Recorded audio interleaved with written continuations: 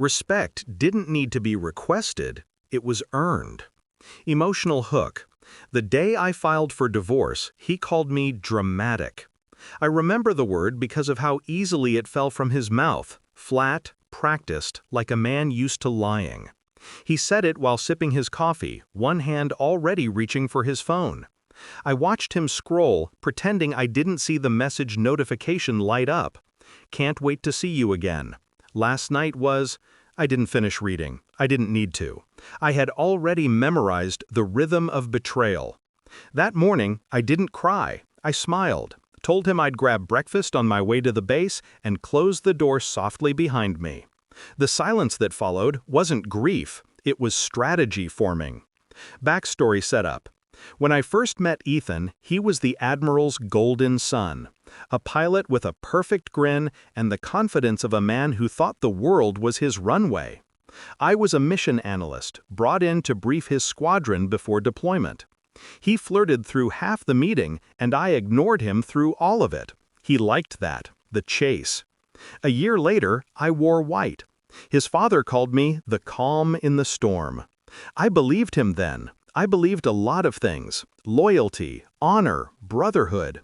I believed in the kind of man who'd take a bullet for his team. Turns out, he'd just never take responsibility for himself. Discovery of betrayal. It started with the late nights. The vague missions that didn't exist on any schedule. The smell of her perfume clinging to his flight jacket. Something floral, synthetic, expensive. Then came the slip-ups. The shared hotel points. The receipts buried in his gym bag. The voice note on his smartwatch he forgot to delete. When I confronted him, I didn't raise my voice. I simply asked, "Who is she?" He smiled, actually smiled, and said, "You're imagining things." I nodded because I'd already expected that answer. The weak always believe denial is armor. That night, I stopped being his wife. I became his reckoning. Shift in mindset. The next day, I called in a favor from a contact in cyber intel. Discretion was her specialty. Within 48 hours, I had everything: photos, messages, timestamps. She was a contractor, younger, naive, and unfortunately for him, she worked under a Navy ethics clause, a clause that forbids personal entanglements compromising mission integrity. The moment I read that, my plan crystallized. Not out of rage, out of precision. I didn't want to destroy him in anger. I wanted to dismantle him in truth. Execution of the plan. Step 1, collect. Step 2, confirm. Step 3, wait. I waited for the Admiral's annual strategy briefing, the one where the entire chain of command gathered in that sterile, fluorescent room that smelled like old metal and respect. Ethan was scheduled to present a new flight protocol, standing beside his father, proud and oblivious. I arrived early, civilian clothes, calm posture.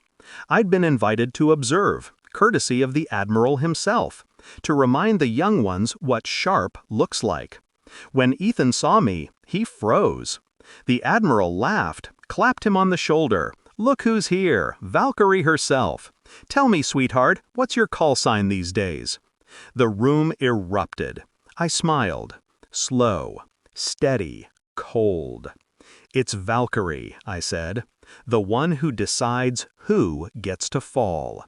The laughter died instantly. I stepped forward, placed the classified file on the table.